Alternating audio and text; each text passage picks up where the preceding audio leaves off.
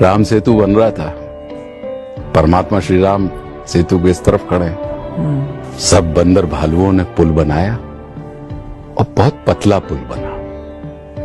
अब पतला पुल बना, उनको लगा कि इतनी बड़ी सेना इस पतले पुल से कैसे पार जाएगी और जा पाएंगे कि नहीं जा पाएंगे, कहीं ऐसा ना हो कि टूट जाए। तो मर्यादा पुरुषोत्तम श्री राम, उन्होंने कहा कि सबसे पहले मैं चलूंगा।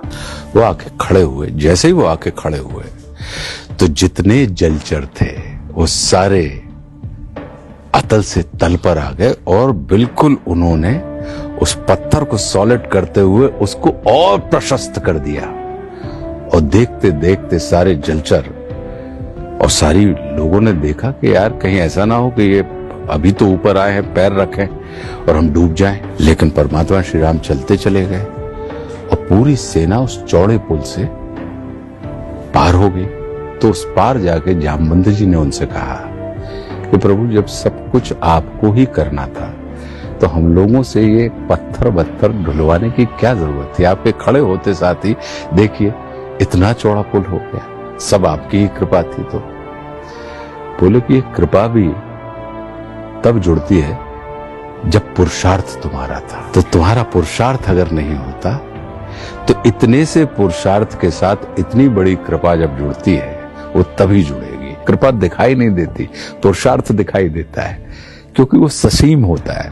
पुरुषार्थ की सीमा होती है तो इसलिए वो दिखता है, और कृपा जो होती है वो असीम होती है, इसलिए वो दिखाई नहीं देती। जैसे मंदिर में मिला हुआ प्रसाद अगर जमीन पे गिर जाए तो हम उसको उठा के खा लेते हैं, लेकिन ऐसे घर में गिरी हुई जमीन के में गिरा हुआ अन्न उठा के खाते हैं हम क्या?